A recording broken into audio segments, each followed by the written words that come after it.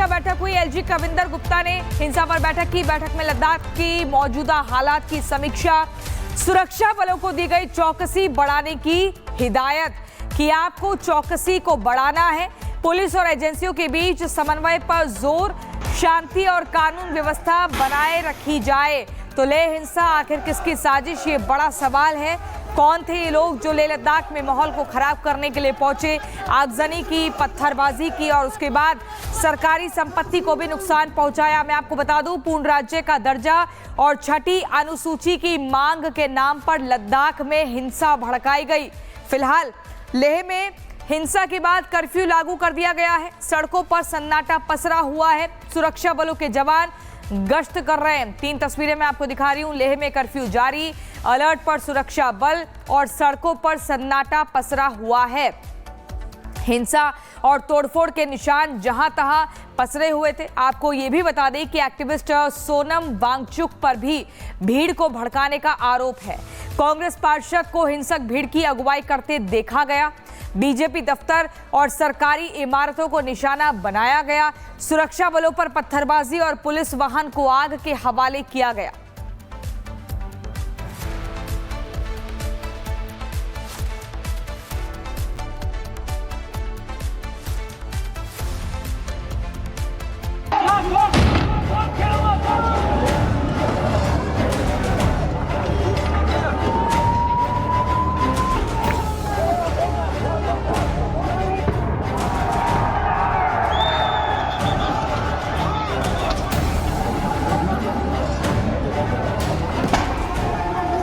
ये तस्वीरें नेपाल या बांग्लादेश की नहीं है, ये तस्वीरें भारत की। लेह की सड़कों पर आगजनी, तोड़फोड़, पथराव, आक्रोश दिखा।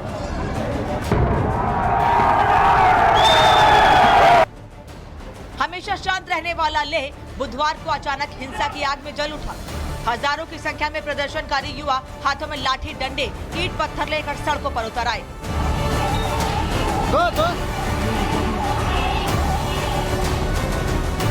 प्रदर्शनकारियों की पुलिस और सीआरपीएफ के जवानों से हिंसक झड़प हुई। प्रदर्शनकारियों ने बीजेपी दफ्तर को आग के हवाले कर दिया और भी कई सरकारी कार्यालय पर हमला कर दिया। इस हिंसक प्रदर्शन में 4 लोगों की मौत हो गई, जबकि 10 से ज्यादा पुलिसकर्मी सहित 70 से ज्यादा लोग घायल हो गए। एक बात मैं कहना चाहूंगा कि लोकतांत्रिक व्यवस्था में ये सब चीजें करने का सभी को हक है, लेकिन शांतिपूर्ण तरीका उसका रहता है। कुछ लोग वहां से निकलते हैं और पूरे इलाके में आग लगाना शुरू कर देंगे, और उसके 2-3 दिन पहले से ही ये साजिश चल रही थी। लोगों को भड़काने का प्रयास किया जा रहा था। यहाँ की एजिटेशन की तुलना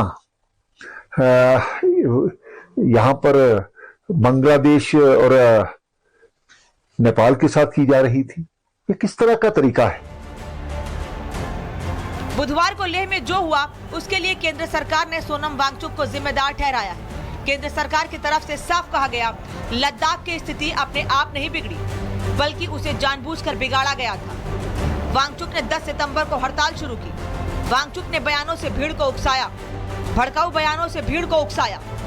वांगचुक ने नेपाल के जेनजी का दिया हवाला।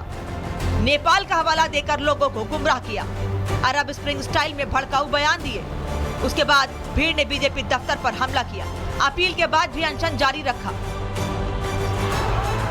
हिंसा के बाद केंद्र सरकार ने लोगों से शांति की अपील की है। साथ ही हालात दोबारा से खराब ना हो, इसके लिए लद्दाख और करगिल में बीएनएस की धारा 163 लागू की गई है। अब बिना प्रशासन की अनुमति के कोई जुलूस मार्च नहीं निकल सकेगा। सीआरपीएफ और आईटीबीपी की और कंपनियों को लद्दाख भेजा गया है। साथ ही लोगों से पुराने और भड़काऊ वीडियो सोशल मीडिया पर शेयर नहीं करने की अपील की गई। इस पूरे मामले को लेकर कांग्रेस नेताओं की भूमिका पर भी सवाल उठ रहे हैं। बीजेपी ने इस प्रदर्शन के पीछे जेनजी का नहीं, कांग्रेस का हाथ बताया है। जेनजी का नहीं, ये कांग्रेस का ही प्रोटेस्ट था। और आप देख सकते हैं कांग्रेस के काउंसलर स्टानजिंग सेपांग, ये है कांग्रेस के काउंसलर स्टानजिंग सेपांग, ये अपर लेह वार्ड से काउंसलर हैं, ये मेन इंस्टिगेटर हैं। कांग्रेस पार्टी का जो षड्यंत्र है, किस प्रकार से भारत तेरे टुकड़े होंगे इंशा अल्लाह, यही कांग्रेस पार्टी का मुख्य लाइन है। क्या इस हिंसा के पीछे नेपाल का भी कोई कनेक्शन था? अब इसकी भी जांच जरूर होगी। लेकिन फिलहाल इस मामले में 48 संदिग्धों को गिरफ्तार किया गया। अब इसके एक एक तार की जांच होगी। लेकिन लेह में कल हुई हिंसा के बाद सन्नाटा पसरा हुआ है।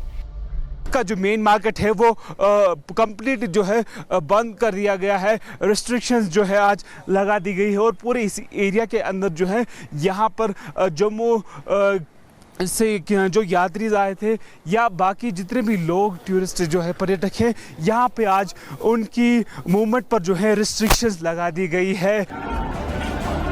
लद्दाख की हिंसा केवल एक बवाल नहीं बल्कि एक गहरी साजिश की तरफ इशारा करती है। नेपाल कनेक्शन, अलगाववाद की गूंज और राज्य के दर्जे की मांग, ये सब मिलकर हालात को और विस्फोटक बना रहे हैं।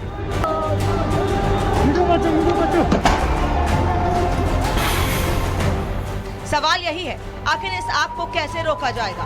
क्या सच में नेपाल वाला प्रयोग भारत में शुरू हो गया है? तमाम सवालों के जवाब जांच के बाद सामने आएंगे। Bureau report.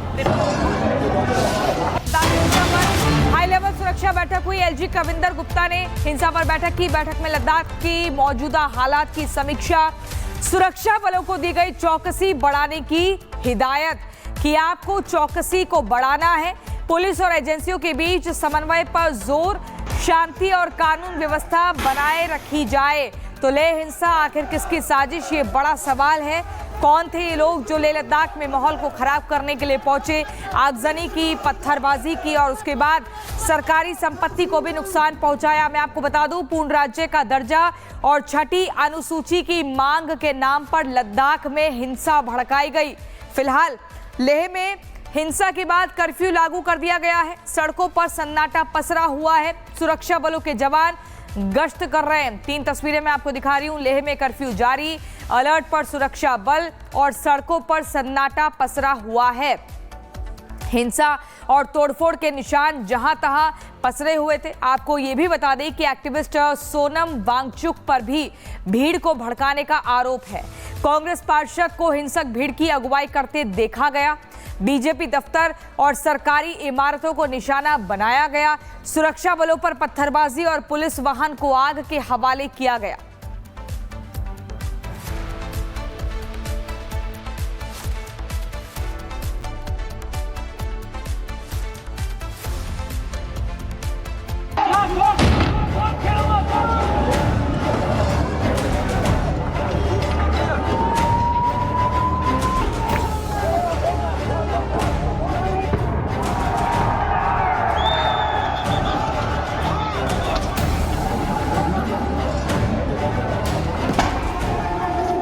ये तस्वीरें नेपाल या बांग्लादेश की नहीं है, ये तस्वीरें भारत की। लेह की सड़कों पर आगजनी, तोड़फोड़, पथराव, आक्रोश दिखा।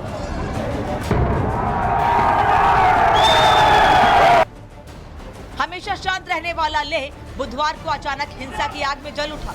हजारों की संख्या में प्रदर्शनकारी युवा हाथों में लाठी, डंडे, ईंट पत्थर लेकर सड़कों पर उतर आए।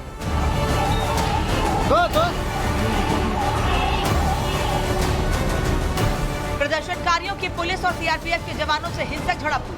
प्रदर्शनकारियों ने बीजेपी दफ्तर को आग के हवाले कर दिया और भी कई सरकारी कार्यालय पर हमला कर दिया। इस हिंसक प्रदर्शन में 4 लोगों की मौत हो गई, जबकि 10 से ज्यादा पुलिसकर्मी सहित 70 से ज्यादा लोग घायल हो गए।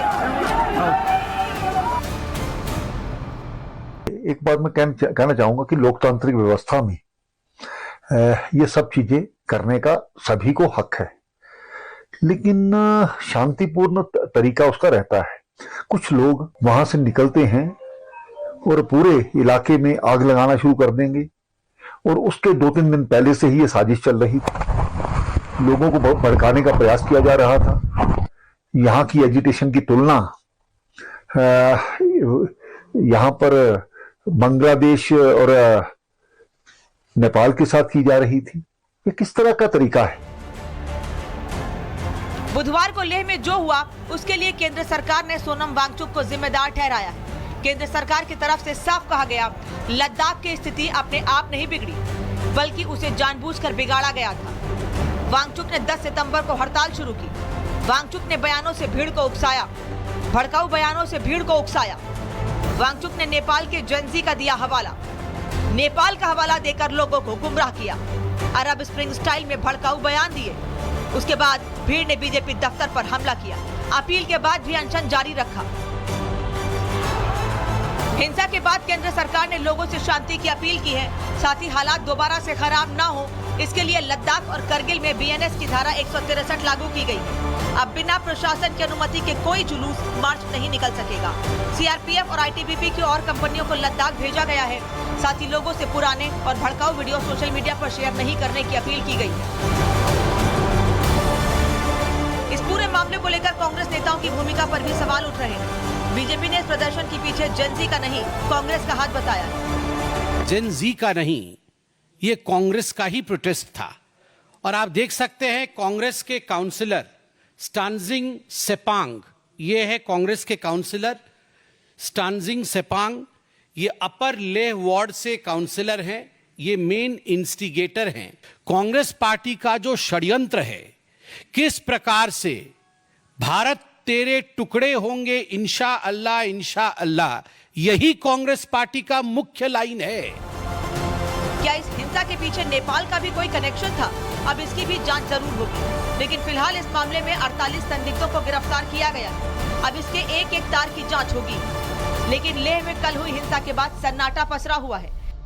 का जो मेन मार्केट है वो कंप्लीट जो है बंद कर दिया गया है। रिस्ट्रिक्शंस जो है आज लगा दी गई है और पूरे इस एरिया के अंदर जो है यहाँ पर जम्मू से जो यात्री आए थे या बाकी जितने भी लोग टूरिस्ट जो है पर्यटक हैं, यहाँ पे आज उनकी मूवमेंट पर जो है रिस्ट्रिक्शंस लगा दी गई है। लद्दाख की हिंसा केवल एक बवाल नहीं, बल्कि एक गहरी साजिश की तरफ इशारा करती है। नेपाल कनेक्शन, अलगाववाद की गूंज और राज्य के दर्जे की मांग, ये सब मिलकर हालात को और विस्फोटक बना रहे हैं।